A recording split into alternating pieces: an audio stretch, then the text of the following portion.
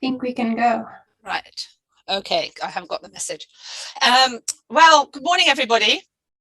I'm June Barrow-Green. I'm chair of the International Commission on the History of Mathematics, and it's my great pleasure to be chairing this session where we're going to hear talks from the two Montucla prize winners. And these are prizes awarded to the best articles in the journal Historia Mathematica in the last 4 years by young scholars.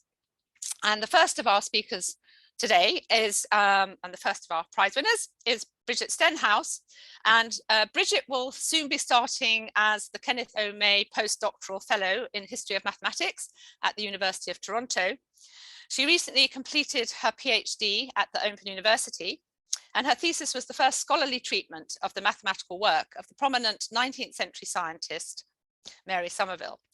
Stenhouse's research considers questions around circulation of knowledge, especially translations of mathematics, and the effects of gender on access to knowledge and knowledge production. She will be continuing this research in her new project, looking at scientific households of 19th century Britain, focusing on how mathematics complemented studies of the physical sciences and how mathematical ideas were creatively translated, adapted, or indeed removed, depending on each individual's mathematical aptitude. Welcome, Brigitte, the floor is yours. Thanks, June. Yes, so today I will be talking about Mary Somerville's sort of early mathematical education and looking at how, as a 19th century woman, she was able to access mathematical knowledge in her early life. So she was born Mary Fairfax in 1780, but I'm just going to call her Somerville throughout this talk for ease.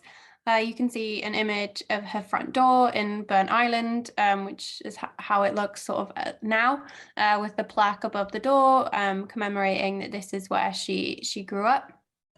And on the right hand side, you can see an image of Burnt Island Beach. And I've included this because one of the main sources that we have on Mary Somerville's early life is her autobiographical personal recollections. And something that really comes through throughout this work, but especially when she's talking about her early years, is her love of nature and how that was inspired by growing up by the beach, sort of her independent explorations, looking at wildlife, rock formations, and things like that. So, for example, she says, when the tide was out, I spent hours on the sands, looking at the starfish and sea urchins, or watching the children digging for sand eels, cockles, and the spouting razorfish. I made a collection of shells, such as were cast ashore, some so small that they appeared like white specks in patches of black sand. And in fact, this sort of collecting of shells as well as minerals is something that Somerville did throughout her life. And her shell cabinet is now at Somerville College in Oxford, so you can go and see perhaps some of the shells that she herself collected. Her education as regards mathematics was very slim in her youth. Her parents seem to have been nothing except discouraging of her interest in sort of serious academic learning. So again, from her personal recollections, Somerville says, I was intensely ambitious to excel in something, for I felt in my own breast that women were capable of taking a higher place in creation than that assigned to them in my early days, which was very low. So her sort of formal schooling took the form of learning basic arithmetic at a local village school. She also learned needlework. She learned how to dance at a dancing school, and she would read the Bible with her mother. Her father didn't like that she had such a strong Scottish accent, so he made her read from The Spectator every day, but fortunately this didn't work, and Somerville was known for her Scottish accent right up to the end of her life. She also spent one unhappy year at a boarding school, and when she returned home afterwards, her father lamented what a waste of money it had been because she still couldn't spell or keep accounts, which is everything that a woman needed to know. However, Somerville, it was nothing if not precocious, and she managed to come across mathematics, specifically sort of an algebraic problem, in a ladies' magazine. This was it wasn't particularly unusual at the time. There were lots of periodicals or ladies' magazines which would feature mathematical puzzles, sort of perhaps the best well-known one being the Lady's Diary. Somerville saw this puzzle and was intrigued, but it took her a little while before she was able to find out much more about it. She said she was too nervous to ask anyone for help for fear of being ridiculed for being interested in this. Eventually, she managed to get a copy of Algebra by Bonnycastle. The sort of front page of a version of this is shown on the right-hand side of the slide, and a copy of Euclid as well. She managed to source these through her brother's tutor. So her brother actually he had a private tutor and then eventually went to high school and then university. So it wasn't necessarily that Somerville's family, no one in Somerville's family went to university. It was that obviously Somerville was a woman. And so her family didn't believe that she should have this academic education. However, once she got these books, she started reading them on her own, either late at night or early in the morning, and sort of training herself that way. Another key way that Somerville sort of accessed mathematical knowledge was through polite society. So I mentioned just before that she, in her youth, she went to dancing school, so to learn the common reels and dances, which she would have needed to know when attending balls. And she also studied painting with renowned Scottish painter Alexander Naismith. And on the right-hand side of this slide, you can see an oil painting by Mary Somerville called An Extensive Landscape of a River, Valley and Distant Mountains. She also spent a lot of time in a home owned by sort of family members in Edinburgh. And this you can see a picture of on the left-hand side. And it was while she was out in society in Edinburgh where she met John Playfair, who was then Professor of Natural Philosophy at the University in Edinburgh, and also John Wallis. We don't know too much about John Wallis. We know more about his brother, who we'll come back to in just a little bit.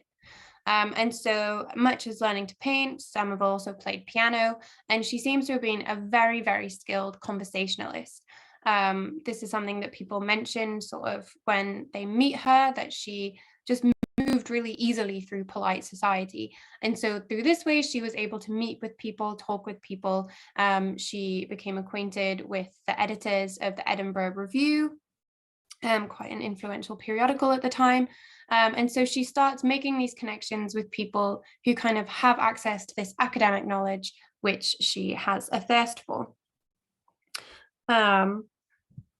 It isn't until around 1811 that we start seeing evidence either in the published record or in the archival record of Somerville's mathematical learning. So it's not totally clear what she was doing before this.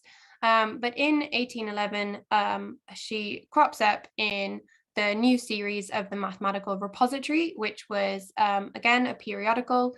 This one specifically looking at mathematics, and so it had a few different sections. The one we'll focus on the most was the question and answer section. So with this sort of sets of questions would be circulated. These questions were either proposed by the editor or by readers of the periodical.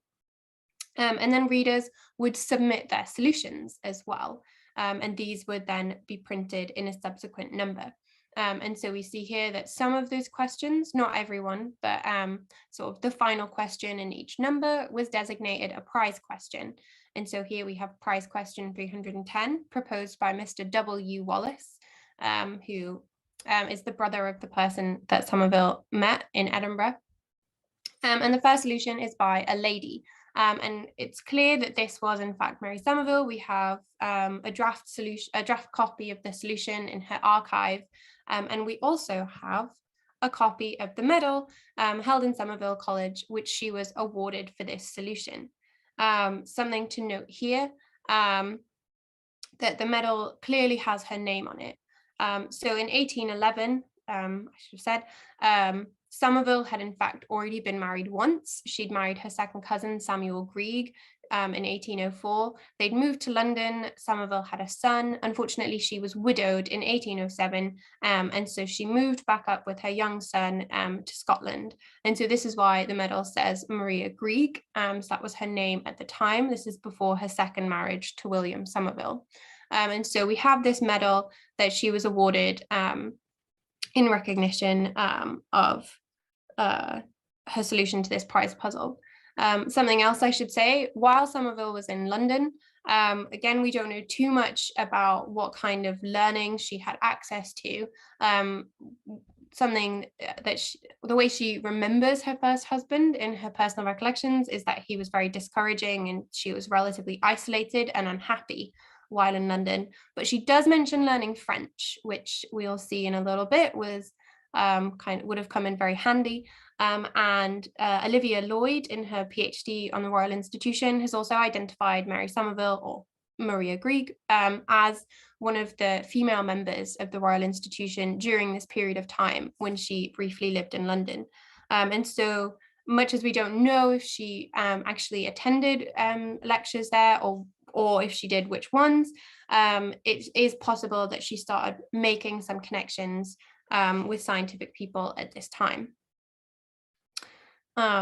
So as I say, this is sort of the first bit of evidence that we have of Somerville engaging in a mathematical community sort of actively. She's no longer just reading mathematical books, she's producing her own solutions to questions and submitting these to a periodical.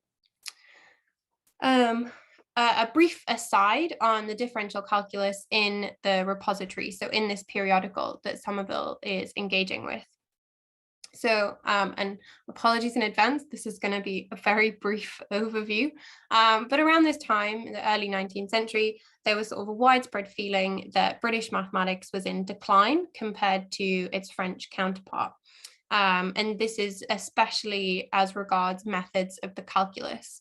So in Britain, you'd be much more likely to find fluxional notation and fluxional methods. So this is the fluxional calculus of Newton. And the notation that people would often use would be sort of the X with a dot above it, which you still often see in dynamics when studying mathematics today. Whereas in France, they would use differential notation, so dx or dy, so not quite the derivative as we would use it today. And they would also use these sort of differential methods. The calculus of variations was just being developed. And this obviously had huge applications to the study of the physical sciences.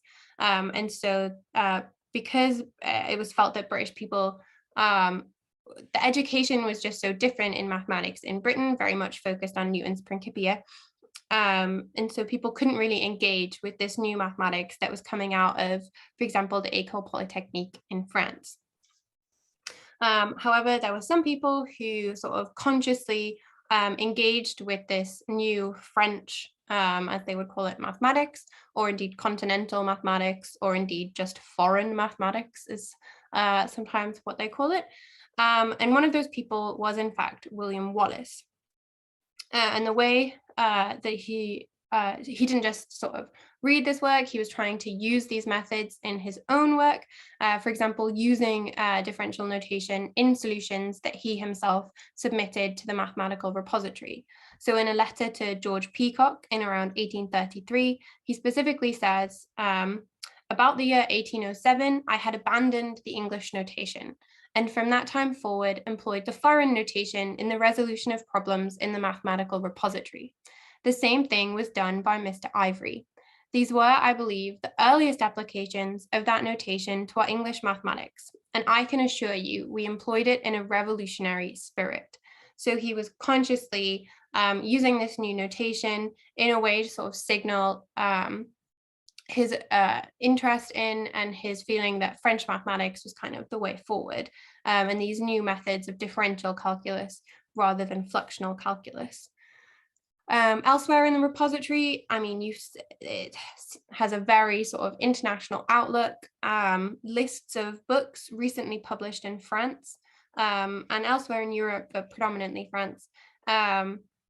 They crop up quite frequently. There was also a section called Works of Eminence, and one of the things included in one issue of this was a translation by a work by Legendre, and the translation was done by Wallace. And so kind of you see this active circulation of mathematical work being done in France through the mathematical repository, specifically around differential calculus. And hopefully in this next slide, the reason I mention this will become much more clear.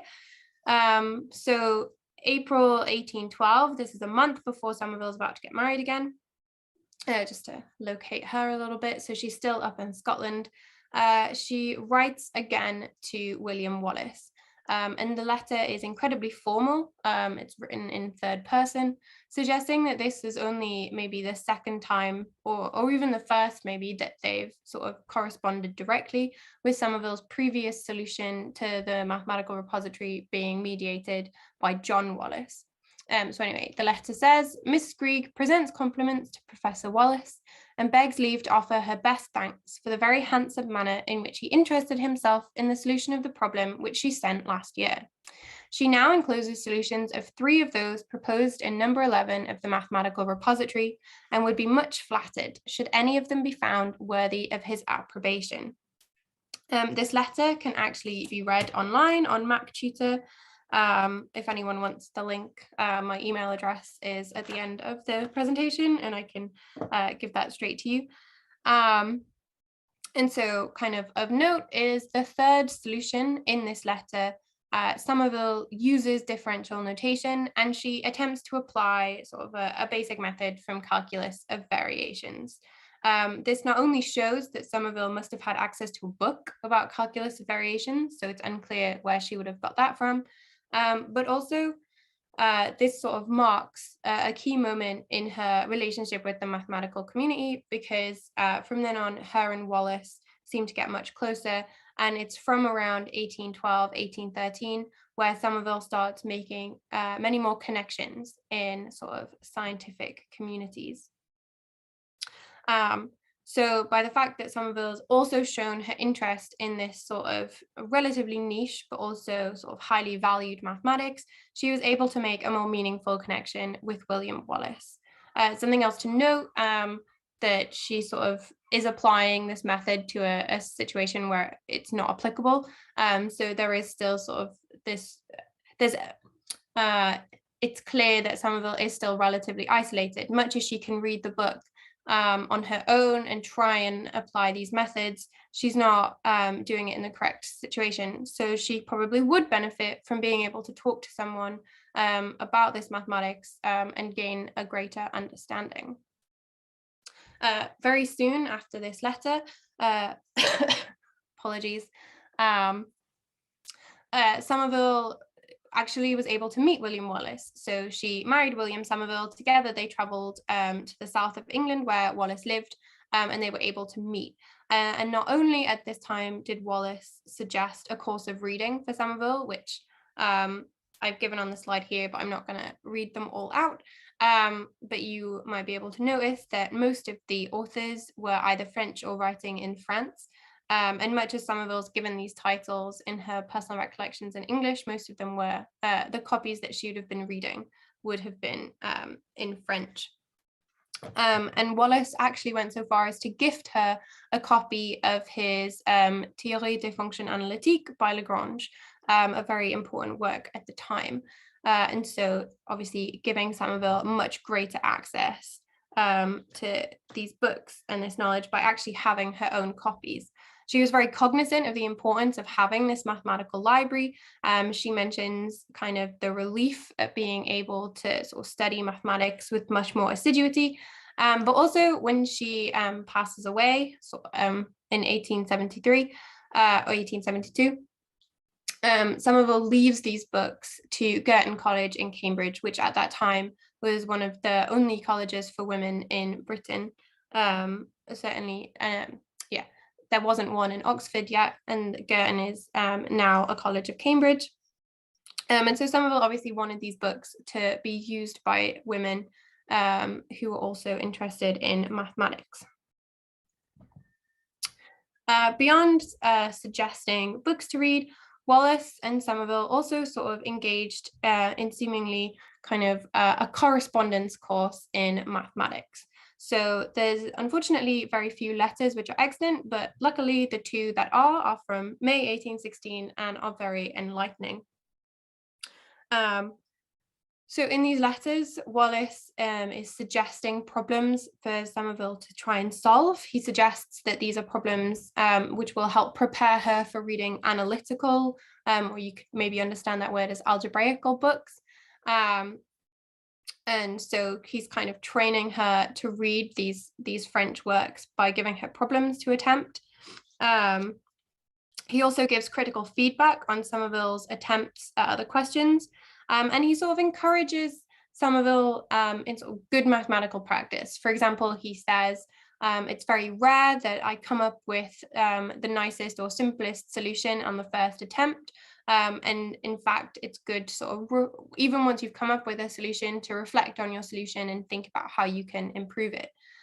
Something that might resonate with people who teach mathematics today is he would often enclose his solutions to puzzles that he'd set to Somerville, but he very much suggests that she only look at these once she's come up with her own solution to a problem, rather than sneaking a peek at his solutions before she's done her own. Alongside these two letters, which mention multiple questions posed in the mathematical repository, we also have a notebook. So the image on the left is one of the letters from William Wallace to Somerville, and the image on the right is a page from a notebook, which these entries are undated. The later entries in the notebook seem to be from around the 1820s. So it seems like Somerville either used this notebook over a very long period of time, or she was copying up sort of things that she wanted to keep. These are like neat copies, rather than, as you can see, there's no sort of scratching out or anything. This is a neat copy of one of her draft solutions. And so using these letters in this notebook, we can, and the published solutions, as Somerville continued to submit her solutions to the mathematical repository, we can sort of see Somerville's increasing fluency in these different mathematical methods.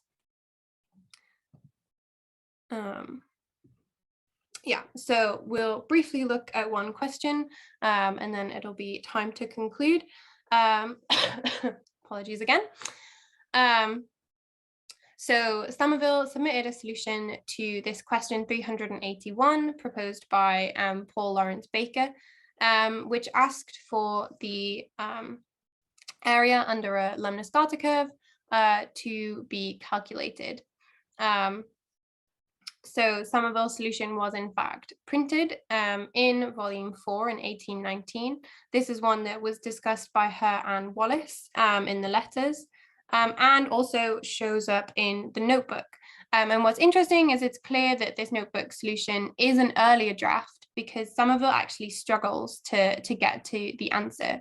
So she's able to reframe the equation of the curve in polar coordinates using r and phi. And then she does successfully integrate this equation to find the area under the curve. However, then things seem to go a little bit wrong. Whereas she'd done the integration in polar coordinates, she tries to return to Cartesian coordinates, x and y, and then substitute in the values at x equals 1 and x equals 0. But she ends up getting a value of the area under the curve in terms of y, which obviously doesn't make any sense. We're looking for a numerical value to answer this question. And we also, in this notebook entry, she doesn't give any workings out on how she calculates the integration. She also doesn't give any insight into this in the published solution. However, the way that she sets it out is very suggestive. So on the right-hand side, sort of just below the number 96, we see her integrating sine to the power of 4 phi with respect to phi. And the way she sets this out is very suggestive of integration by parts, a method which is obviously ubiquitous today and very useful. And this is a slightly different method to what she used in the notebook. So we see her gaining fluency in different methods of integration. She also keeps her solution in terms of the polar coordinates, in terms of r. And by doing this, she's actually able to substitute in sort of boundary values and finds that the area of 1/2 of the ovals is equal to 1/4. So whereas in the notebook, she sort of fails to get to that numerical answer, eventually she finds a way to do it. Something obviously that I'm going to note is that she's using d-phi, so she's this elongated s for integration. So she's very much consistently using differential notation and language. She's able in other questions to do basic integration, which uses logarithms. She's integrating trigonometric functions, and this is all very sort of crucial information that she would need if she was going to read a book, for example, say Laplace's Mécanique Céleste. And this is a book that Somerville would become incredibly famous for, not only reading, but also translating into English in 1831. So all of these sort of methods, all of this knowledge would have been incredibly valuable to her in her future mathematical career. And just to briefly conclude, so I've mentioned Laplace's Mécanique Céleste, and actually in 1817, Somerville was able to meet Laplace. And from this meeting, we get a kind of handle on just how well Somerville was able to converse on his work, even with him. You'd like to think Laplace was an expert in his own work, so someone that maybe would be difficult to impress. So Somerville kept a diary when she traveled to Paris in 1817. And she says that she complimented him on the Système du Monde as a work displaying at once depth of science and elegance of composition. But Laplace said it was very true, but that he did not think the English, or indeed any other nation, could appreciate the beauties of French literature. So again, suggesting that Laplace was maybe a difficult person to impress. But Somerville goes on to say that they discussed potential improvements to the mathematics contained in Mécanique Céleste, different ways of finding infinite series that converge more quickly, things like that. And Somerville clearly made an impression on Laplace, because in 1824, he wrote to her, he sent her a copy of his new edition of Système du Monde, and he also described her in this letter as an enlightened judge of his work. So, which shows that certainly by 1824, Somerville's fluency in this mathematics is at such a high level that she's able to talk about this mathematics with people like Laplace and sort of impress them and yeah, sort of really become a valued member of a mathematical community.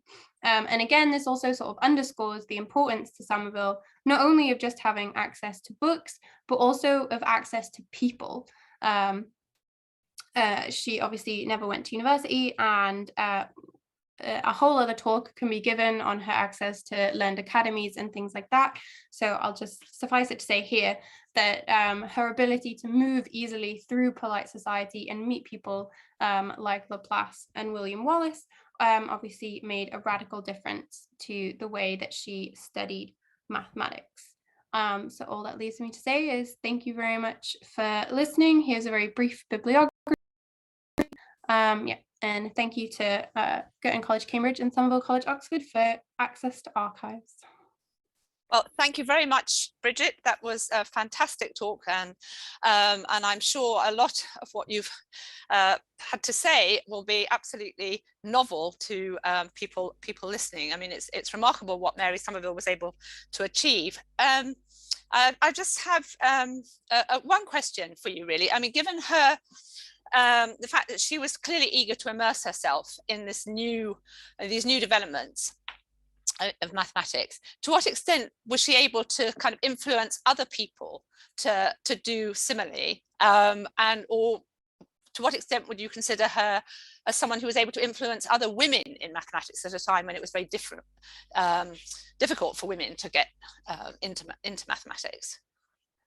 Yeah, annoyingly, I don't have too much of her sort of actively encouraging other women. The only one really is Ada Lovelace, who already kind of had access to mathematics through kind of her mother was very keen for her to study mathematics and things like that.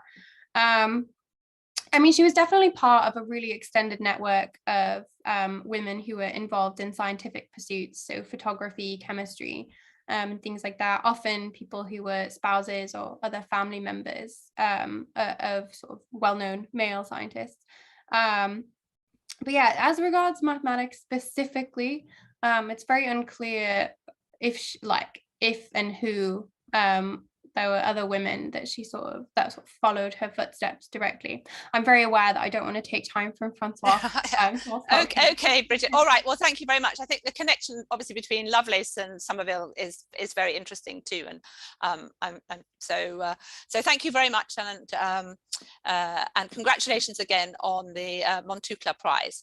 So with that, we'll now move on to the second talk of this session. And it's my great pleasure to introduce François Lay, who is our second Montucla Prize winner. François prepared his PhD under the supervision of Catherine Goldstein in Paris and defended it in 2015. He's been a maître de conférence at the Université Claude Bernard in Lyon, France, since 2016. And his main research is in the history of algebraic geometry in the 19th century in general, and in the related works of the mathematician Alfred Clebsch in particular. And he also tries to reflect on methodological issues concerning the history of mathematics. And we're going to hear François talk to us today on are the genre and the Geschlecht one and the same number. So thank you, François. The floor is yours. Yes, thank you, June. Hello, everybody, and thanks for being there. It's really a great pleasure and a great honor for me to give this talk today, a talk in which I'm going to try to offer you a glimpse at the research that for which I was awarded this Montucla Prize.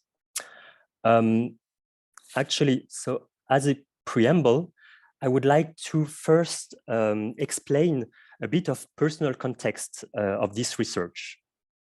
And I would like to make a bit more precise one point of June's presentation. So as she said, one of my main interests in research is the history of algebraic geometry in the 19th century. Actually, it's something that fascinates me in mathematics in general, and so also in the history of mathematics, is the mixes that are sometimes made between various disciplines, various domains. Consider, for instance, the theories of algebraic curves and surfaces, of elliptic and abelian functions, of invariance, of algebraic equations, of groups. These subjects, these domains, are some that have been brought together during the second half of the 19th century by the mathematician Alfred Clebsch, but he's not the only one, of course. And these subjects are some that participated to what was to become algebraic geometry. Thus, one of my research ambition is to understand how such domains were organized with respect to one another in the past, how their interfaces were created, by whom, for which mathematical aims, and so on and so on. But also how they evolved in time, in space, from people to other people, etc. The challenge, and also the thrill, is then to observe such articulations within the mathematical texts, within the technique of the proofs. And of course, one has to evaluate such articulations, one has to study them without looking at them through a disciplinary lens that would be one of the 21st century. All right, so today I'm going to talk about one notion, the notion of genus. So it's a notion that you all probably well know, and a notion which has several avatars nowadays. The most famous one is certainly just the number of holes in a surface. Okay, I just dropped the technical adjectives that I should add to surface to be really accurate, but whatever. For instance, here you have a surface of genus 2, but the genus can also designate for an algebraic curve of degree n, that is a curve defined by a polynomial equation of degree n. So the number p equal to n minus 1 times n minus 2 over 2 minus a certain number d, which depend on the singularities of the curve.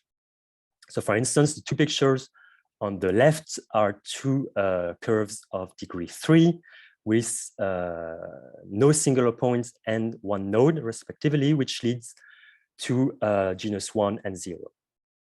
And you have also examples of curves of degree 4 on the right. And the genus can also be the complex dimension of the space of holomorphic one forms on a Riemann surface. So why am I interested in the genus, in its history?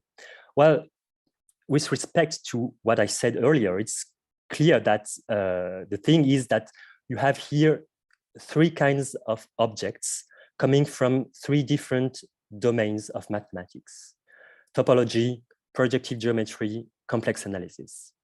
Even if, of course, these domains are often mixed together nowadays. So about this notion of genus, an anecdote after which my talk is entitled is the following. It involves Henri Poincaré at the beginning of his career. Around 1880, he was talking through letters to Felix Klein on the subject of Fuchsian functions. At some point, he had read some of Klein's writings on this subject, and he didn't understand some of their passages. And in particular, he wrote that in my memoir on Fuchsian functions, I divided the Fuchsian groups according to various classification principles, and among others, according to a number that I call their genre, so the genus. Likewise, you divide the Untergruppen according to a number that you call their Geschlecht, their genus. Are the genre, as I understand it, and the Geschlecht one and the same number? I could not know, for I do not know what the Geschlecht in Sinne der Analysis situs is. So this last phrase translates as, I don't know what the genus in the sense of analysis situs is, analysis situs being an expression that approximately designate what we see today as algebraic topology. To make things clear, Poincaré's genre here is that actually of an algebraic equation between two variables. Okay, so if you want a curve. While Klein's Geschlecht is that of a surface, a real surface in the three-dimensional space, which is itself seen as a representation of a Riemann surface. So you can see that we have more or less the three kinds of objects that I mentioned in the previous slide. And Poincaré was wondering about the identity of the genus for those in these situations. And Klein's answer was yes, the numbers are the same. So I have no time to comment further this Poincaré-Klein episode. And I just will content myself to use it as a testimony that around 1880, it was actually not common for mathematicians to characterize the topology of a surface or a Riemann surface with the notion of genus. Okay, that's one of my points in this talk. All right, so what do we have in the existing historical literature about the notion of genus? Well, being very, very schematic, most historians agree to say that the notion of genus itself appeared in some works of Bernard Riemann, first in his dissertation of 1851, and then in a paper on abelian functions published 1857. They also agree that the name Geschlecht itself is due to Alfred Clebsch in an 1865 paper, and it is also well known that Clebsch proved the formula that I gave earlier for algebraic curves. That said, such works where the Clebsch used the term Geschlecht, defined it, and proved the formula, had not been scrutinized yet. And this is what I wanted to understand in the first place. Okay, so said differently, I wanted to assess in minute detail the process by which Clebsch took some elements of Riemann's and integrated them in his own framework. And a secondary issue then was to better understand the place of Riemann in the history of algebraic geometry. Because some historians explicitly stated that Riemann's memoir of 1857 was the starting point of the study of algebraic curves from the point of view of birational geometry, while others stated that there were no algebraic curves to be found in Riemann. And actually, this is also my point of view. There are no curves, but also no techniques, no results, no lemmas involving those objects to be found in Riemann's papers. So let's take a look at Riemann's contribution. As I said, what was later be recognized as the genus appeared in two works. Here I will focus on the 1857 version because it's the one that circulated at the time. As I said, it's a memoir on abelian functions, which are anti-derivatives of algebraic functions, that is, of functions S of the complex variable z defined implicitly by a polynomial equation f of s equal to 0. You can think, for instance, at the function s equal to square root of z. Okay, that's an easy algebraic function. And you can see it as a bi-valued function because to every complex number z, you can associate two square roots, except for 0, which has only one. And Riemann introduced what was about to be called the Riemann surfaces in the very purpose of studying such functions. And for instance, for the square root, the associated Riemann surface is a surface made of two sheets, one for each possibility of square roots, which are glued together at 0, because 0 has only one square root. And 0 is called a ramification point or branch point, because terminology at the time is not quite settled. Okay. And then Riemann defined the connectivity of Riemann surfaces, but also more generally, as he said, of usual surfaces in space. And he began with the simply connected surfaces, which he defined as surfaces which can be disconnected by any crosscut. So this is the case of the picture on the left. And then Riemann also defined doubly connected surfaces, which can be transformed into simply connected ones by cutting along an adequate crosscut, and so on and so on. And then you have n+1 pli connected surfaces, which can be transformed into simply connected ones by n adequate crosscuts. So actually, in the 1857 version, Riemann used the dual, say, homological point of view to define the connectivity and then made the link with the crosscuts. But anyway, I just wanted to give you here the taste of his definition of the connectivity. So this was done for surfaces in general, but when it came to a Riemann surface associated with an algebraic function, then Riemann proved that the order of connectivity is necessarily an odd number. So it's 2p+1 connected.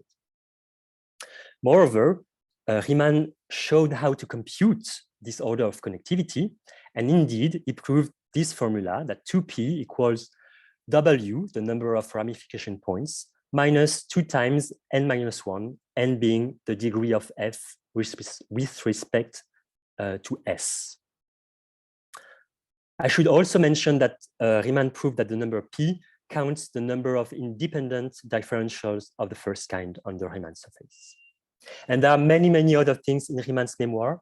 I don't have the time to talk about them because here are the ingredients that are necessary to understand how it went on with Clebsch. Okay, so let's see. Let's turn to Clebsch now. So Clebsch is less well known. So maybe I will just explain that in the first half of the 1860s, Clebsch had managed to apply the theory of elliptic functions to study cubic curves. And then he wanted to do the same with abelian functions, okay? Because elliptic functions are just a simpler case of abelian functions. And so he was led to try understand the works of Riemann on abelian functions, but he had a very hard time doing that. And actually, the introduction of the notion of genus occurred in this very process of trying to understand Riemann and apply his ideas to geometry. And it happened actually in several steps. So in 1864, he published a big paper on the applications of abelian functions to geometry, where one finds some elements of Riemann that are reinterpreted. And this is where he proved the formula for P. But it was only 1 year later, in 1865, that he defined the notion of Geschlecht. And then in 1866, he wrote a book on abelian functions together with Paul Gaudin. And it's really interesting because it's really their understanding of abelian functions. And they really took again Clebsch's approach from the past years. And they explained that the theory of abelian functions, of which the full development has been given in 1857 by Mr. Riemann, can nevertheless be greatly simplified regarding the fundamental principles on which it is based. We managed to use, instead of Mr. Riemann's profound and transcendental principles, a few simple and elementary considerations. We make use of a double geometric representation. So you can note in passing that geometry comes into the picture in order to simplify Riemann. So what is this double geometric representation? Well, one facet of it actually is not really original. It's just the consideration of path in the complex plane to apprehend integrals. The second one is the real novelty of Clebsch. It consisted in replacing the grounding equation capital F by another homogeneous one, lowercase f of x1, x2, x3, by the substitution that you can see on the screen. And then Clebsch said, the curve lowercase f can be seen as the locus of the intersections of two pencils of lines put in correspondence via capital F. So to explain a bit that, I should maybe recall that each equation of the system is the equation of a straight line in the plane, okay? Because they are just linear equations in X. But because they contain parameters, and because of their special forms, they represent actually pencils of lines, that is, families of lines which all pass through one fixed point in the plane. Okay. Now, if you consider the intersections of two pencils, well, you get the whole plane, so that's not satisfactory, but you can find a way to make things better. So for instance, if you choose one parameter z in the second pencil, the green one, so you choose one line from this pencil, well, thanks to the equation capital F of Sz equals 0, you can associate with z a finite number of parameters z, s, sorry. And so you associate to the line in green a finite number of blue lines from the first pencil. And doing that, considering all the possibilities for z and s, you generate, as Clebsch says, an algebraic curve here of degree 4, it's my example, and which appears in black in the second picture. And this way of apprehending an algebraic curve is really what helped Clebsch make the bridge with the theory of projective geometry, which what was known in the 19th century. And in particular, the number of ramification points was reinterpreted as the class of the curve. That is the number of tangents that can be drawn from a point in the plane. And this class number, well, it was well known because it had been computed decades ago by people like Poncelet or Plücker. And in our case, because we have special assumptions that Riemann already made and that Clebsch took again, this class curve is equal to n times n minus 1 minus 2d, d being the number of nodes of the curve. Okay, and then Clebsch took again Riemann's identity 2p equals w minus 2 times n minus 1, which leads to the famous formula.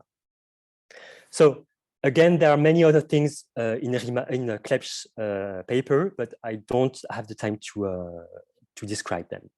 I just want to emphasize first that in Riemann's memoir, the equation capital F was not interpreted as an algebraic curve. This is really the place where this happened in Clebsch's thing, and with this process. And second, when Clebsch took again the number p, he had nothing to do with the topology of anything. Okay, it was for Clebsch what was important was that p counted the number of independent differentials of the first kind, because this helped him, for his purposes. As I said, this was the 1864 paper, but the notion of Geschlecht was defined later in this way. Instead of classifying the algebraic curves in orders and making subdivisions in them according to the number of double points and cusps that they contain, one can classify them into genera according to the number p. In the first genus are thus the curves for which p equals 0. In the second one, those for which p equals 1, etc. Hence, the different orders appear reciprocally as subdivisions of the genera. So you can see that Clebsch defined the genera first as classes of curves, okay, and it became the number of p itself shortly after, even in Clebsch's work. And the definition was linked to the will of Clebsch to propose another classification of curves where the order or degree would appear only as a secondary character or as a subdivision of the genera. So I won't go further into this classificatory issue, although it's really interesting. And for the moment, I'm going to use the first person again to explain what I wanted to do next after having studied those specific papers of Clebsch. Well, this is quite simple. I just wanted to understand what happens next. First, in Clebsch's publications, but then more generally. And so, for instance, these differences that I observed between Clebsch and Riemann, differences of vocabulary, of disciplines, of objects, of techniques, well, would they go on? For how long? What people used, what notions, did they make the distinction between the two notions, and so on and so on. So to investigate such questions, a corpus of texts had to be considered. And I'm not going to detail this point. I'm just going to emphasize that it has been created with the help of a systematic textual search of keywords like Geschlecht, genre, but also genera, for instance, in Italian, and so on, in 7 major research journals of the time. And this yielded a total of 243 papers. To study this corpus, I then adopted a methodology that came from Catherine Goldstein's work, which consists in studying the citations between the papers of the corpus, and then by doubling that analysis by something else. And the something else here, in my case, was to study the distribution of the different keywords within the corpus, and to consider the classificatory, the disciplinary classifications of the different papers of the corpus. So a simplified, actually, view of the situation is the following graph, where each node represents one text of the corpus, and each edge represents one explicit citation between papers. Again, without going into details, you can see several groups, say, of texts. And in particular, you have one which is organized around Riemann's 1857 paper here on the left. You also have one here on the top right, which deals with the problem of solving algebraic equations with the help of elliptic functions. And you have mainly papers of Felix Klein and his students there. So I won't comment the sort of constellation on the right. And you have a big thing in the middle, which gathers all the papers actually that are classified under a section of geometry of the time. Okay, and this is really characteristic. And I forgot to say that on the left, papers that cite Riemann directly are all classified in the analytic section of the time, and more precisely in the function theory. So as I said, we can also take a look at the distribution of the keywords. So for instance, here you have the papers where the notion of genus, of curves, but also of algebraic surfaces occur. And here, the papers where the connectivity of Riemann surfaces and surfaces occur. And so it's really instructing to take a look at this distribution. It's not a partition of the corpus per se, in particular because you have papers that use both of the notions, but it's really interesting to see that there is a strong correlation between the notions, the groupings in terms of citations, and the disciplinary classifications of the time. And in particular, you can see that up to one exception, the notion of genus of curves is never used in the analytic grouping around Riemann. Okay, and then after doing this job, I also tried to study things more thinly by looking in each paper in a systematic way how the notions of genus and of connectivity were involved, and in particularly how they were related to people, to results, and to objects, to mathematical objects. So actually, a big variety of situations exist. But what I want to emphasize is that up to 8 exceptional papers, the genus was always related to algebraic curves or algebraic surfaces. And the connectivity was always reserved for surfaces, so real surfaces, or Riemann surfaces, even when the two notions appeared in the same text. So here you have a very small sample of quotations. So consider the first one. The Riemannian theory and its geometrical expression by Clebsch and Gordon are supposed to be known.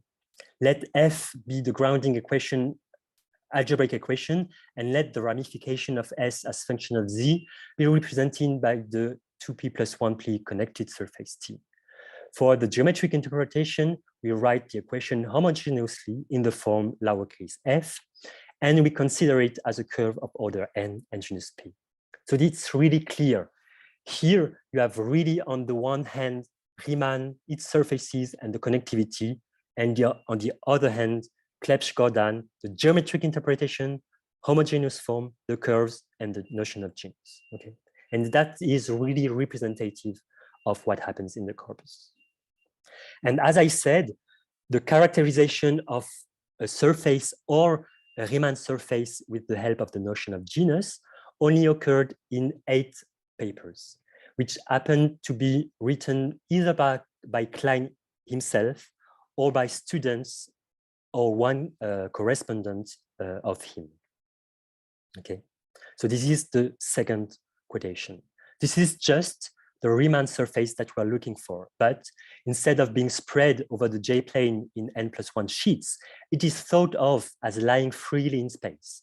The rule according to which the genus of the surface is computed from the number of sheets and the ramification points is transformed into the so-called generalized polyhedron theorem of Euler, and so on. Okay, and what's interesting to make the link with the beginning of my talk is that this series of papers is actually the one that Poincaré tried to understand, and which left him puzzled when reading the expression genus of a surface. Okay.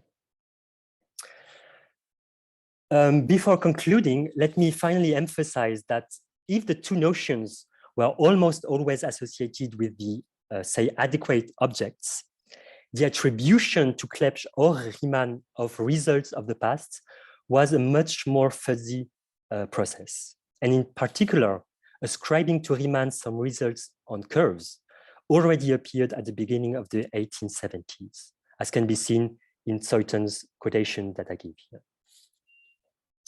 So to conclude, well, I'm just going to give you some food for thought for today.